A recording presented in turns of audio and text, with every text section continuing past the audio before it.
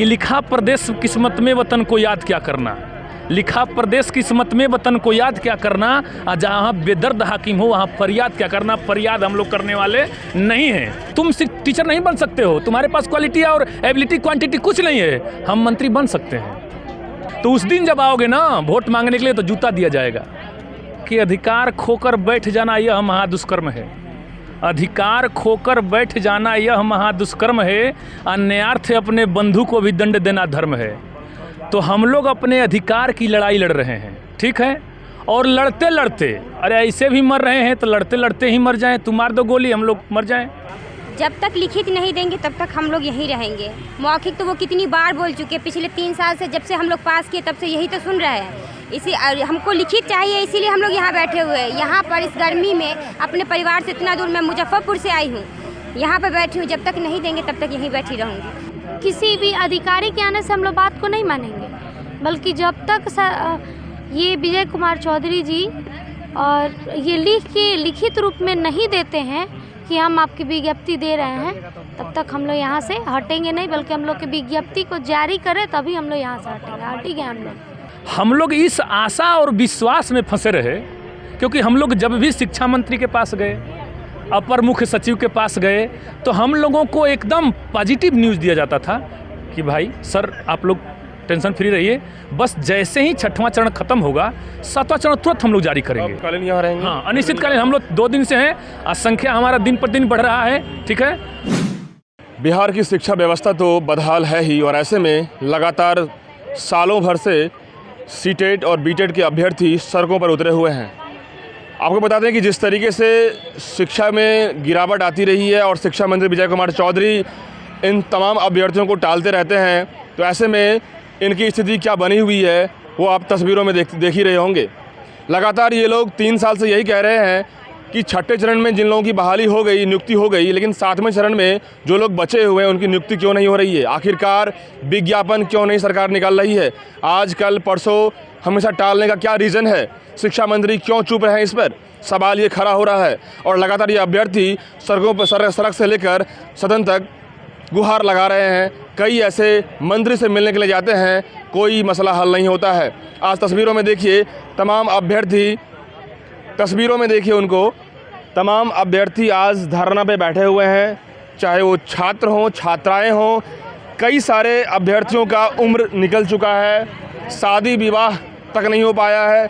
यहाँ तक कि कोविड के टाइम में कई अभ्यर्थी की जान भी चला गया।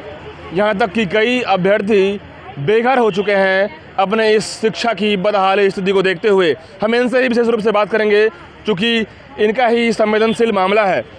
सबसे पहले तो खड़े हो जाइए, क्या नाम हुआ आपका? सर मेरा नाम मनोज सिंह हुआ। मनोज जी बताइए, लगातार आपने बताया कि 3 साल से हम लोग मतलब कि ना कुछ कर सकते हैं ना बोल सकते हैं, मरता क्या नहीं करता ये कंडीशन में है, क्या कहेंगे? सर हम यही बात करना चाहेंगे कि एक गीता उपदेश आपको बता रहे हैं। लिखा गया कि अधिकार खोकर बैठ जाना यह महादुष्कर्म है, अधिकार खोकर बैठ जाना यह महादुष्कर्म है, अन्यार्थ अपने बंधु को भी दंड देना धर्म है। तो हम लोग अपने अधिकार की लड़ाई लड़ रहे हैं, ठीक है, और लड़ते लड़ते, अरे ऐसे भी मर रहे हैं तो लड़ते लड़ते ही मर जाएं। तू मार दो गोली, हम लोग मर जाएं। यहाँ आए हैं, धरना प्रदर्शन कर रहे हैं, चलवा दो गोली, यहीं पर गंगा जी में फेंकवा दो। हम लोग विज्ञापन नहीं दे रही है, अब आप लोग क्या करेंगे? हम लोग यहाँ धरना प्रदर्शन कर रहे हैं, हम लोग अनिश्चितकालीन धरना प्रदर्शन में है। क्या सर लगता है मनोज जी कि धरना प्रदर्शन करते रह जाएंगे, सरकार एक बार भी सुनने के लिए आएगी?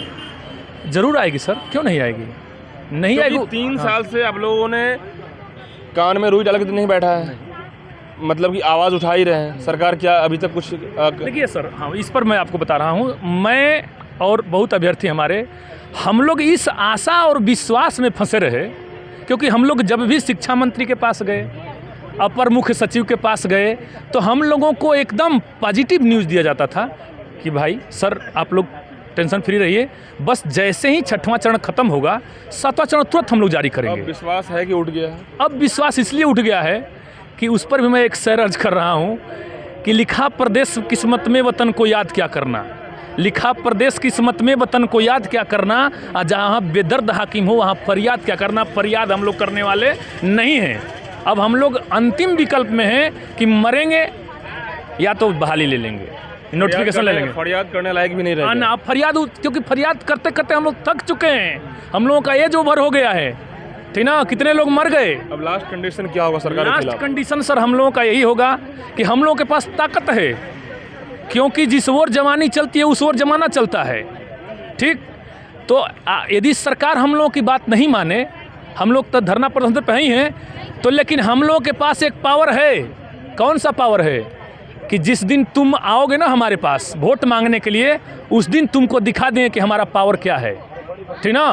क्योंकि तुम टीचर नहीं बन सकते हो, तुम्हारे पास क्वालिटी और एबिलिटी क्वांटिटी कुछ नहीं है। हम मंत्री बन सकते हैं, क्योंकि ये प्रजातंत्र लोकतंत्र है। मंत्री और मुख्यमंत्री बना सकते हैं? हाँ, बना सकते नहीं, हम बन भी सकते हैं सर, बन भी सकते हैं, बन भी सकते हैं, बना भी सकते हैं। तो उस दिन जब आओगे ना वोट मांगने के लिए, तो जूता दिया जाएगा, वोट नहीं दिया जाएगा तुमको नहीं, क्योंकि तुम्हारी कुर्सी अभी से हिल रही है। अभी आप न्यूज़ में, आप खुद एंकर हैं, खूब बढ़िया एंकर हैं, आप देख ही रहे हैं कि भाजपा और जदयू में कितना खटास चल रहा है, कुर्सी हिल रहा है, मुख्यमंत्री की भी कुर्सी हिल रही है, शिक्षा मंत्री की भी कुर्सी हिल रही है। तो जब हिल रहा है तो हम लोग गिरा देंगे।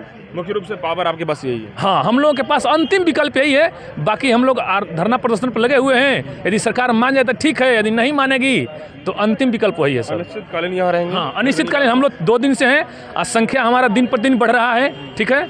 ये हमारे त्रिपुरारी सर जहाँ हैं, ये हमारे क्या है, सिद्धार्थ कश्यप जी की अध्यक्षता में हो रहा है। और भी लोगों से बात कर रहे हैं, यहाँ पे तमाम महिला अभ्यर्थी भी हैं। महिला अभ्यर्थी। क्या नाम है मैडम आपका? जी सगुफ्ता खान। जी, क्या लग रहा है? ये इन्होंने कहा है कि अब हम लोग अंतिम विकल्प, हम लोग के पास पावर यही है कि सरकार को जब हम लोग के पास आएगी तो जवाब देना पड़ेगा। क्या कहते हैं? जी सर, बिल्कुल सरकार को हम लोगों के पास आना ही पड़ेगा, और उनको किसी भी अधिकारी के आने से हम लोग बात को नहीं मानेंगे, बल्कि जब तक ये विजय कुमार चौधरी जी और ये लिखित रूप में नहीं देते हैं कि हम आपकी विज्ञप्ति दे रहे हैं, तब तक हम लोग यहाँ से हटेंगे नहीं, बल्कि हम लोग की विज्ञप्ति को जारी करें तभी हम लोग यहाँ से हटेंगे। हटेंगे हम लोग। जी बिल्कुल। आप क्या कहेंगे मैडम? लगातार विज्ञप्ति की बात है कि विज्ञप्ति बहुत ज़रूरी है आप लोगों की, सिर्फ मौखिक कहा जा रहा है, लिखित नहीं है, क्या कहें? जब तक लिखित नहीं देंगे तब तक हम लोग यहीं रहेंगे। मौखिक तो वो कितनी बार बोल चुके हैं, पिछले 3 साल से जब से हम लोग पास किए तब से यही तो सुन रहे हैं। हमको लिखित चाहिए, इसीलिए हम लोग यहाँ बैठे हुए हैं। यहाँ पर इस गर्मी में अपने परिवार से इतना दूर, मैं मुजफ्फरपुर से आई हूँ, यहाँ पर बैठी हूँ। जब तक नहीं देंगे तब तक यहीं बैठी रहूँगी। अब मेरी जितनी भी साथियाँ हैं, सहेली सब बैठी हैं, जितने भी मित्र हैं, वो सब ठान कर आए कि इस बार लेकर ही जाना है। अब ये नीतीश कुमार जी और माननीय शिक्षा मंत्री जी समझ ले कि इस बार हम लोगों ने ठाना है तो अपनी बात मनवा के ही रहेंगे। प्रारंभिक शिक्षक के रूप में आप लोग हैं यहाँ? जी सर, हम लोग प्रारंभिक शिक्षक के रूप में, और हमें 1 to 8 का बहाली चाहिए। 1 to 8 का बहाली। 52,000 अभी भी छठे चरण की बहाली में से बचा हुआ है खाली। क्या 52,000 के लिए सरकार कम से कम इतना तो करेगी क्या? हम लोगों को 52,000 नहीं, हम लोगों को ये 7वें चरण में जो बच्चा है सीट, उस सबको मिलाकर जोड़ के सीट निकलवाने का मांग है। यहाँ पर आप देख लीजिए, जो भी हम लोगों की मांग है हम लोगों ने यहाँ पे सीधे शब्दों में लिख दिया है। उन्हें ये देखना होगा और उन्हें ये मानना होगा। देखिए मैडम, ये बात भाइयों को किसी भी गिला शिकवा किसी भी बात का वो ये हम जानना चाहेंगे कि क्या आज ये धरना प्रदर्शन पे आप लोग डटे रहेंगे या फिर यहाँ से चले जाएंगे? अगर अभी भी हम लोगों को कुछ लिखित में मिल जाता है तो हम लोग अभी खाली कर देंगे। हम सबको शौक नहीं है इस गर्मी में बैठने का। देख रहे कितनी तेज़ धूप है, कितनी गर्मी है, फिर भी हम लोग अपने घर से, ससुराल से, बहुत लोग मना भी करते हैं, लेकिन फिर भी हम अपने हक की लड़ाई के लिए आए। क्योंकि हम जब पढ़ लिख के जब हम बैठेंगे घर में तो हमें पढ़ाई लिखाई का क्या बहुत है। एक तरफ माननीय मुख्यमंत्री नीतीश जी बोलते हैं बेटी बचाओ बेटी पढ़ाओ, आज जब बेटियाँ पढ़ ली है तो यहाँ पर रोड पर बैठी है। कहाँ का न्याय है? हक की लड़ाई के लिए। हक की लड़ाई के लिए क्या करेंगे मैडम? जी, हक की लड़ाई के लिए हम लोग अभी तक तो शांतिपूर्वक सर बैठे हुए हैं। अगर सरकार और माननीय शिक्षा मंत्री जी हम लोग को बात नहीं सुनते तो हम लोग उग्र आंदोलन करने के लिए तैयार हो जाएंगे। जी देखिए, लगातार कई ऐसे अभ्यर्थी हैं, महिला अभ्यर्थी ने बताया कि यदि जब तक सरकार ने विज्ञप्ति नहीं लाएंगे हम लोग डटे रहेंगे और उग्र आंदोलन भी करेंगे। क्या उग्र आंदोलन? सर एकदम स्वाभाविक रूप से होगा, क्योंकि सर हम लोगों का मांग जायज़ है। जब शिक्षा मंत्री बोले थे कि छठा चरण समाप्त होते ही 7वां चरण हम देंगे आपको, तो छठा चरण तो 18 अप्रैल को ही समाप्त हो गया, अब तक आ जानी चाहिए।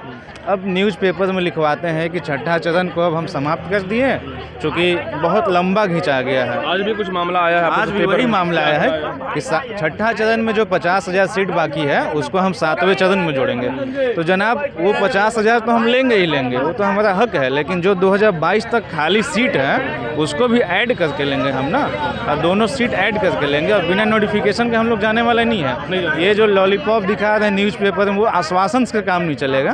पिछले दिसंबर 2019 से हम लोग आश्वासन सुन रहे हैं, अब हम लोग को नोटिफिकेशन चाहिए। अब बिना नोटिफिकेशन के यहाँ कोई नहीं जाने वाला है। भीड़ बढ़ते जा रही है, संख्या बढ़ते जा रहा है, आंदोलन और हमारा मजबूत होगा और ज़बरदस्त तरीके से होगा। देखिए, आपने देखा जितने भी अभ्यर्थी हैं वो अभ्यर्थियों ने साफ कहा कि देखिए हम लोग 3 साल से लगातार सड़कों पर उतरे हैं और सरकार से यही गुहार लगा रहे हैं कि हमें विज्ञापन दे, सिर्फ मौखिक नहीं लिखित विज्ञापन चाहिए। लिखित विज्ञापन मिलने के बाद हम लोग इस तरह रोड पे नहीं भटकेंगे। यदि शिक्षा मंत्री नहीं सुनते हैं, यदि सरकार के कोई प्रतिनिधि नहीं सुनते हैं, तो लगातार हम अनिश्चितकालीन धरना प्रदर्शन करेंगे और हमारा अधिकार है कि हम अपने अधिकार की लड़ाई के लिए लगातार सड़कों पर उतरेंगे और सरकार ही नहीं सदन के अंदर तक पहुंच सकते हैं, यहाँ तक कि अधिकार के लिए हम लोग उग्र आंदोलन कर सकते हैं। ये तमाम छात्राओं का कहना है। ये तमाम छात्र छात्राएं बिहार के कोने कोने से पहुंचते हैं धरना देने के लिए। तमाम छात्राएं हैं जो वो कहते हैं कि हम लोग रोड पर आ चुके हैं। कितने लोगों का उम्र गुजर गया, कितने लोगों की ज़िंदगी खराब हो रही है, कितने लोगों का विवाह रुक गया और कितने लोग कोविड के टाइम में चले गए। ये तमाम समस्याओं के कारण पीड़ित चल रहे हैं। अब इनके पास कोई ऑप्शन नहीं बचा है। कहने के लिए ये कहा जाता है कि कोई मरता है तो क्या नहीं करता है, तो वही हालत बन के रह गया है। तो तमाम अभ्यर्थी को देख रहे हैं किस तरीके से लगातार सरकार के खिलाफ नारेबाजी कर रहे हैं, उग्र आंदोलन करते रहते हैं, धरना प्रदर्शन करते रहते हैं। तो शिक्षा मंत्री जरूर इनकी बात को सुनना चाहिए और इनसे डायरेक्ट मुलाकात करने की बेहद ज़रूरी है। तो इस रिपोर्ट को मैंने ग्राउंड रिपोर्ट से देखा, समझा और आप लोगों के सामने रखा है कि बिहार में शिक्षक अभ्यर्थियों की हालत क्या है, कितना दयनीय है, कितनी समस्याओं से ये पीड़ित है।